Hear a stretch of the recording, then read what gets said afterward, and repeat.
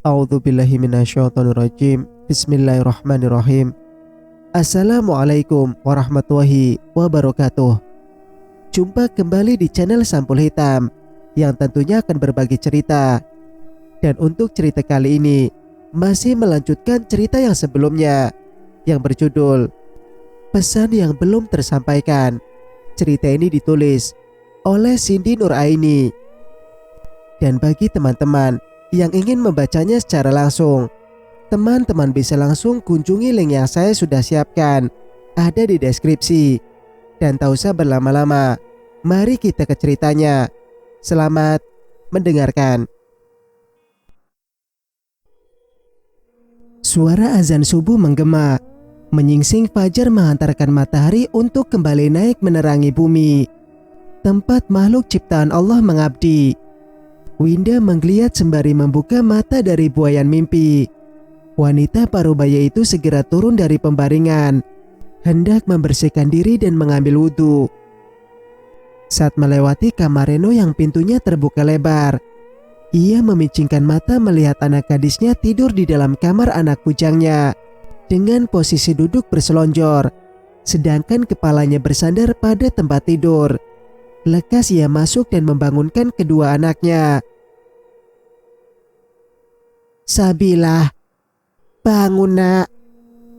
Winda menggoyangkan pelan tubuh Sabila. Tak butuh waktu lama, gadis itu mengucak kedua matanya, lalu mengangkat kepala dengan sedikit tersentak. Diliriknya ibu dan kakaknya bergantian. "Kamu kenapa tidur di sini?" Sabila bimbang harus menjawab apa. Ragu untuk menjelaskan kejadian semalam. Ia pun segera mendekat pada Reno, berusaha membangunkan kakak lelakinya itu. "Kak, bangun kak." Sabila mengernyitkan dahi ketika menyenggol lengan kiri Reno. Ia melihat luka lecet pada kulit kiri Reno. Semalam ia tak menyadari hal itu. Mungkin saking panik dan takutnya. Pelan-pelan mata Reno mengerjap. Ia terkejut melihat dua wanita yang disayangnya sudah berada di hadapannya. "Loh, Mah, Sah, kalian kok di sini?" tanyanya heran. Ingatannya belum mengarah pada kejadian yang ia alami semalam. "Nih adikmu. Tadi mama lihat tidur di sini. Pintunya juga kebuka, makanya mama masuk." Reno refleks memandang Sabila. Ia memperhatikan raut wajah adiknya yang terlihat cemas. Itu, semalam aku takut di kamar sendirian. Ada suara binatang malam gitu. Aku ke kamar mama, tapi pintunya dikunci. Mama juga gak bangun-bangun. Kebetulan kamar Kak Reno gak dikunci. Ya udah aku masuk aja. Timpal Sabila malu-malu. Ia berusaha menyembunyikan hal yang sebenarnya, apalagi di depan ibunya. Reno dan Winda saling berpandangan. Lantas ibu dua anak itu hanya menggelengkan kepala, menanggapi penuturan anak gadisnya. "Perasaan pintu kamar kakak juga dikunci deh." "Semalam gak dikunci kok, makanya aku bisa masuk." Itu tangan kakak kenapa? Kok lecet gitu?" sambung Sabila mengalihkan pembicaraan. "Oh, kemarin jatuh dari motor," jawab Reno seraya melipat selimut. "Masih sakit, Ren. Hari ini gak usah masuk kerja dulu."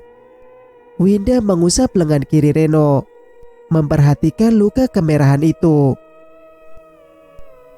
"Gak apa-apa mah, cuma luka kecil.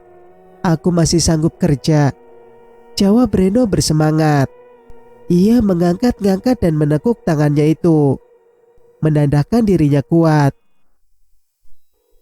"Ya sudah kalau gitu, kalian bersih-bersih dulu, terus jangan lupa sholat subuh ya."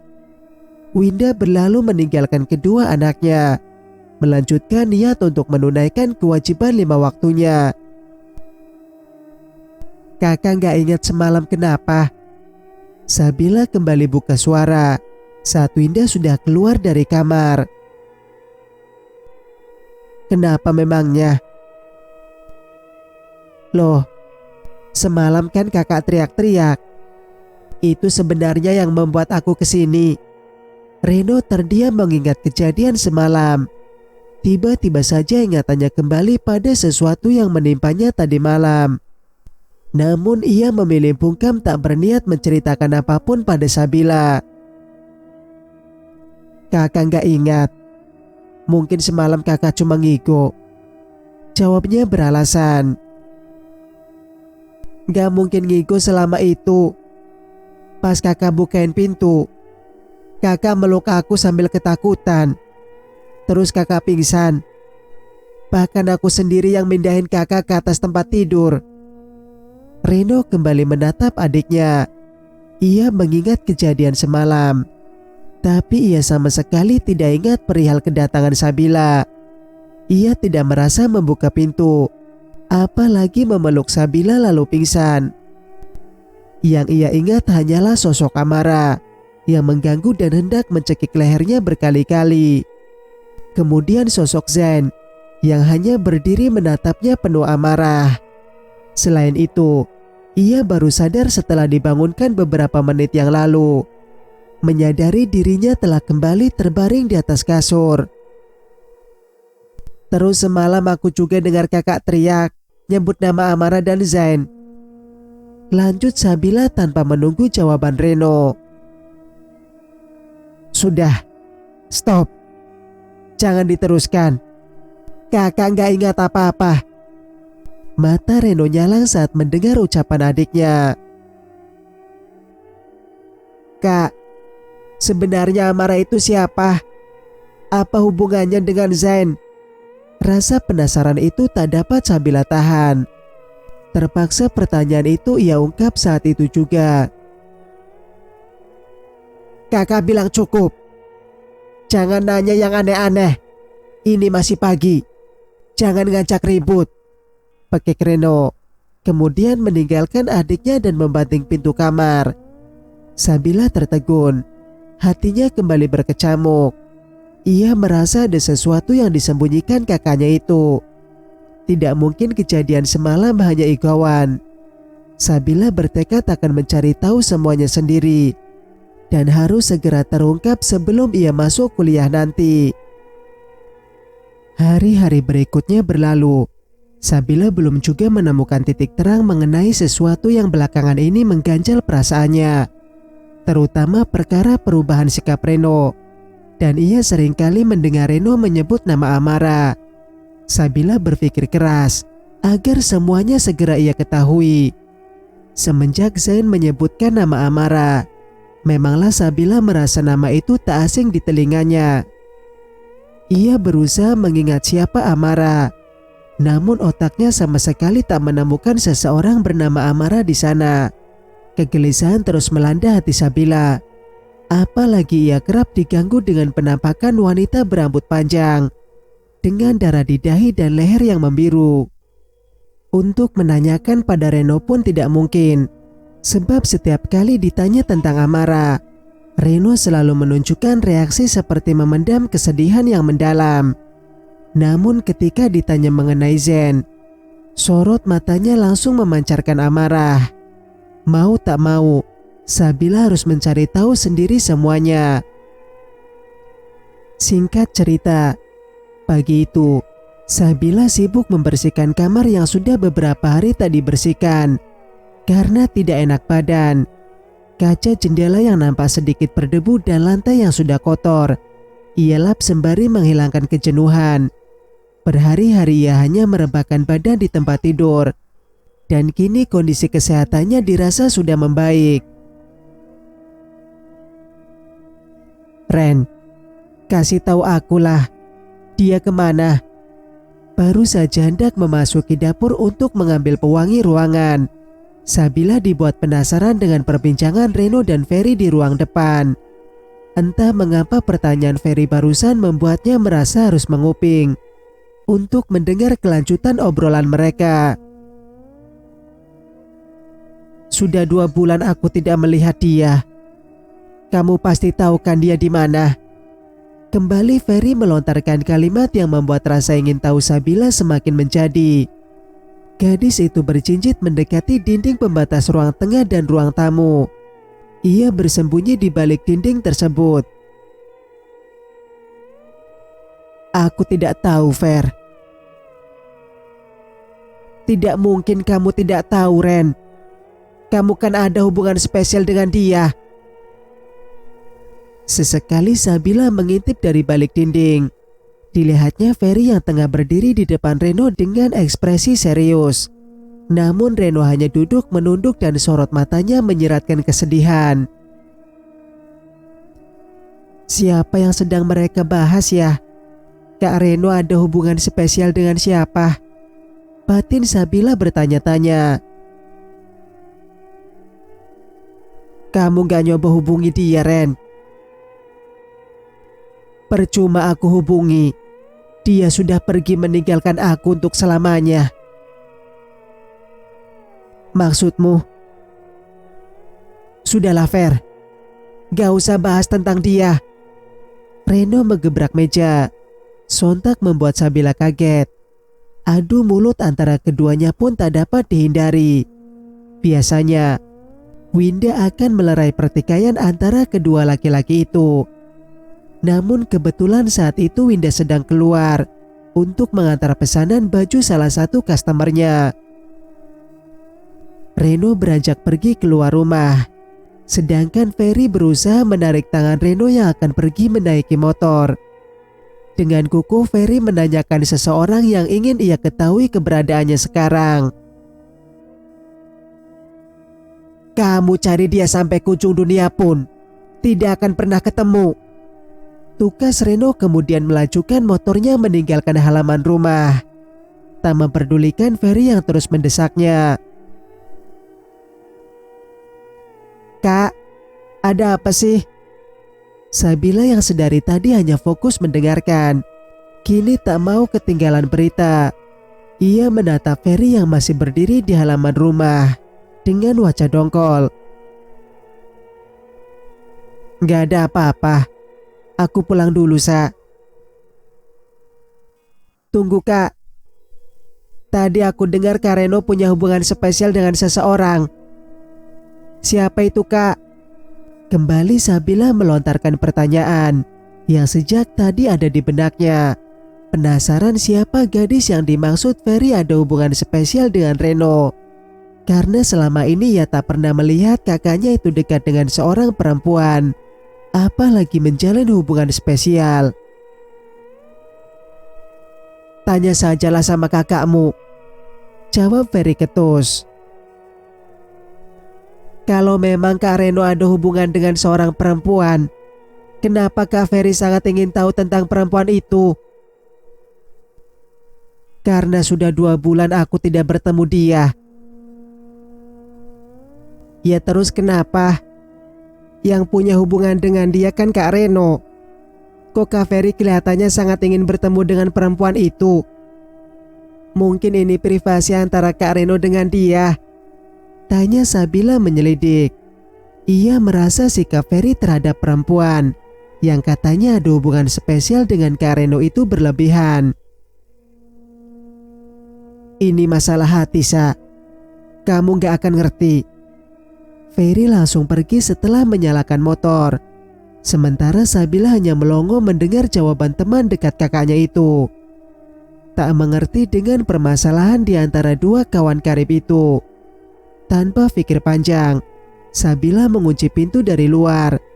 Kemudian mengeluarkan motor dari bagasi kecil di samping rumah.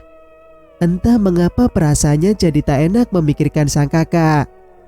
Ia akan pergi menyusul Reno, meskipun tak tahu tujuannya kemana. Sabila mengedar pandangan, harap-harap bisa menemui Reno. Cuaca pagi menjelang siang tampak tak begitu cerah karena langit sedikit mendung. Jalanan yang ia lalui juga tak begitu ramai. Walau demikian, ia tak peduli. Yang ada dalam pikirannya adalah fokus mencari Reno. Sekitar 15 menit, gadis berjilbab merah maron itu mengendarai motor mencari keberadaan sang kakak. Tiba-tiba dari kejauhan ia melihat motor Reno berdiri di dekat sebuah bangunan tua yang sudah lama kosong tak terpakai. Namun Reno tak ada di sana. Ini kan jalan menuju kebun jati itu. Kak Reno kemana ya? Gumam Sabila. Ia mendekati motor Reno lalu ikut memarkirkan motornya di sana. Diedarnya pandangan ke sekeliling, berjalan perlahan menyusuri jalan setapak yang tak jauh dari bangunan tua tersebut.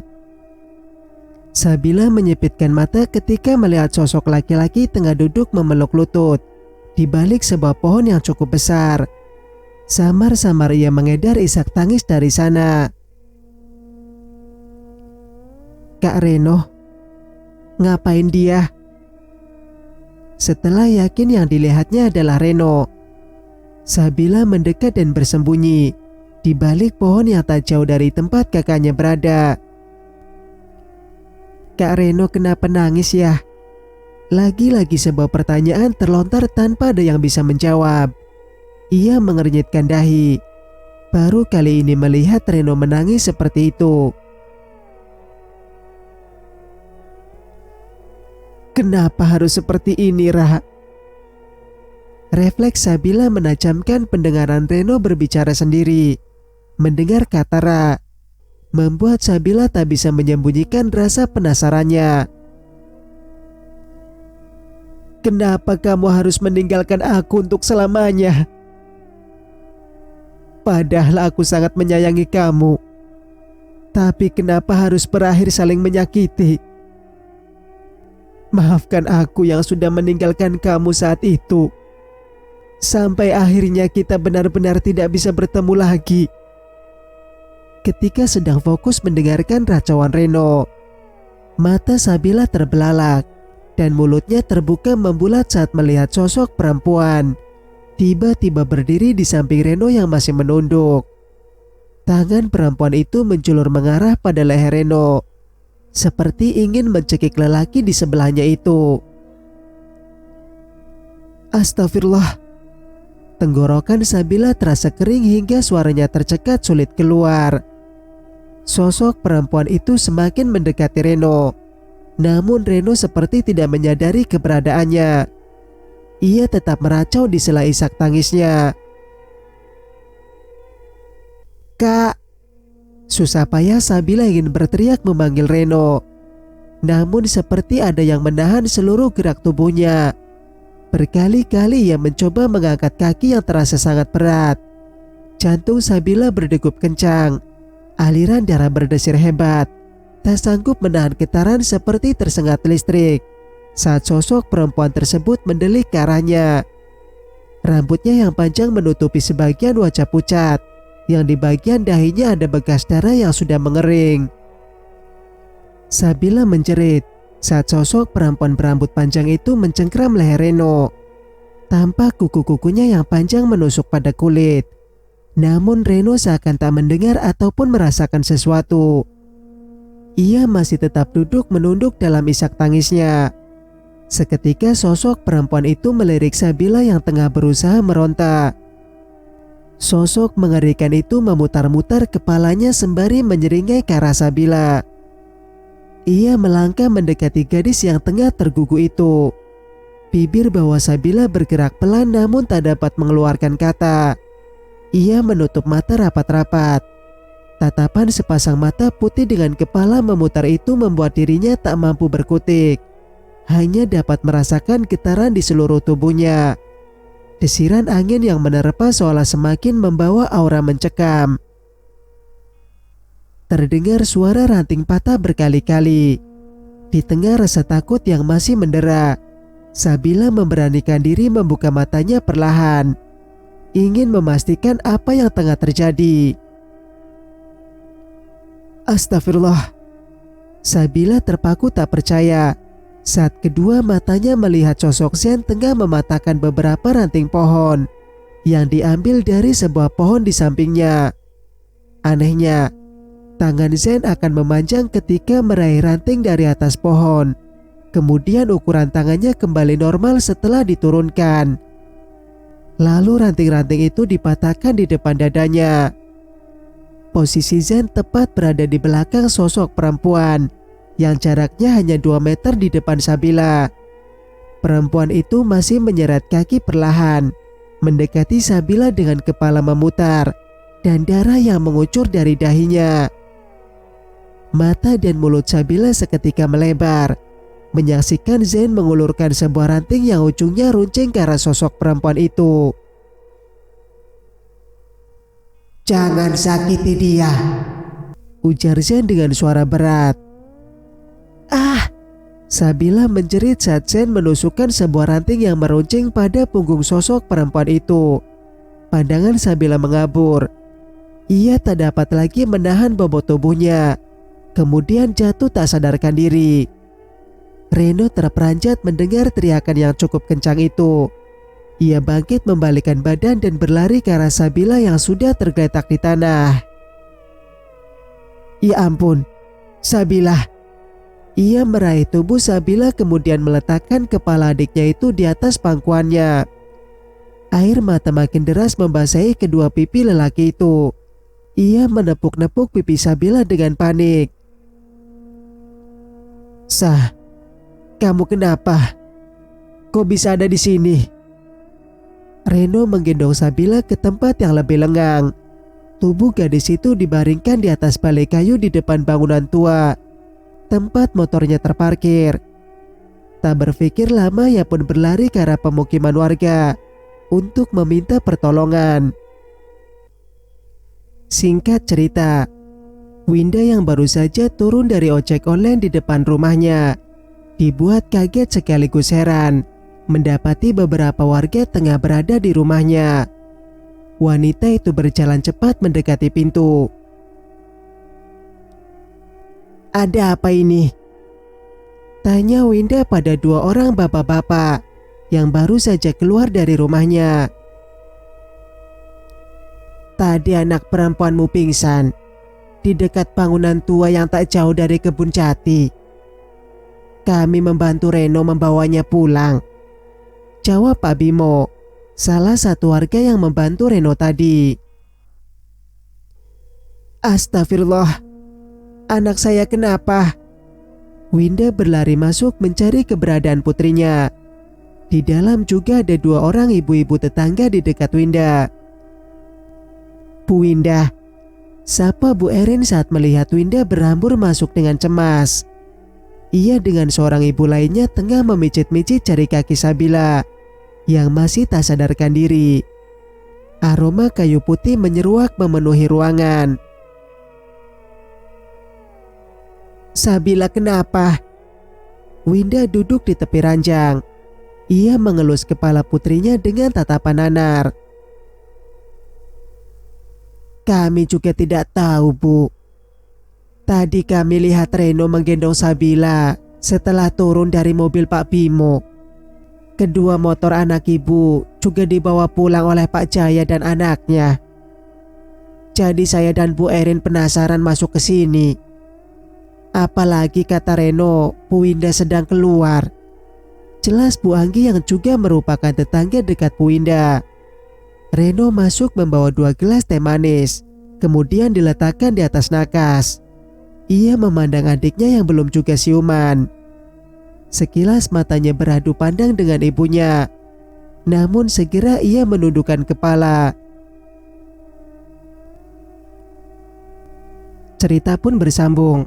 Jika kalian suka dengan ceritanya, jangan lupa untuk like, komen, dan subscribe channel ini agar bisa mendengarkan cerita-cerita berikutnya.